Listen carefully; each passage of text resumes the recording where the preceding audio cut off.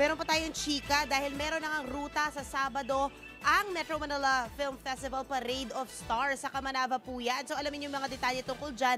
Plus, nagsama-sama ang biggest social media stars sa kakatapos na TikTok Awards. Ano nga pa ang naganap? Watch this. Milestone ng actor-host na si Mateo Guricelli. Degree holder na rin kasi si Mateo after finishing marketing management sa San Jose Recoleto sa Cebu City. Naging posible yan for Mateo sa tulong ng Expanded Tertiary Education Equivalency and Accreditation Program.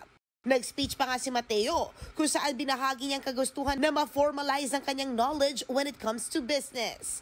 At mas lalo pang madadagdagan ng blessings ng aktor dahil sa Pasko ipapalabas ang pinagbibidahan niyang pinduko na entry sa Metro Manila Film Festival. Speaking of MMFF, nilabas na ng MMDA ang rutang dadaanan ng Parade of Stars ngayong Sabado. Gaganapin niya December 16 kung saan tampok ang 10 pelikulang pasok sa MMFF this year. Sa 49th edition ng Film Festival, gagawin ang Parade of Stars sa Kamanava.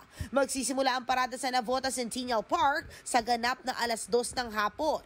Saka dadaan sa C4, Samson Road at MacArthur Highway. Magtatapos naman sa Valenzuela People's Park ang main event. Sa kabuuan, may habang 8.7 kilometers ang Parade of Stars na inaasahang tatagal sa loob ng 3 oras. Kaya nag-abiso na rin ang MMDA sa mga motorista na magre-route at umiwas na sa daan ng parada para hindi ma-traffic. Hashtag for your faves, nagsama-sama na ang lahat ng mga pinakasikat, pumatok, nagpaindak, umiksena at nagpatawa. Maging nagpaiyak sa inyo sa TikTok ngayong taon. Idiraan ng TikTok Philippines sa pasabog na year-end paandar ang pagkilala sa mga natatanging content creators, trends at moments nating mga Pilipino ngayong 2023. Mula sa FYP or For You pages, rumampa sa red carpet at la gala ang ilang celebrity at content creators sa TikTok.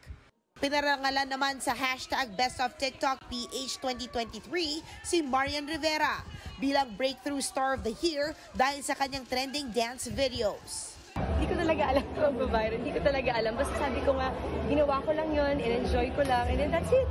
Siguro yun talaga yung key sa lahat ng gumagawa ng mga vlog nila or mga dance nila. They need to enjoy lang talaga. Binigyang pansin ang advokasya ng pharmacist sa TikTok PH creator na si Archie Larga para sa kanyang medical at educational content.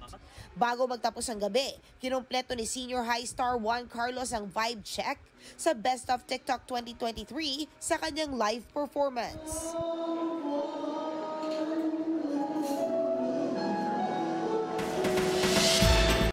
Sariwang balita ba ang hanap mo? Simple lang. I-click mo na ang subscribe button at ang notification bell para lagi kang updated sa mga balitang dapat mong malaman.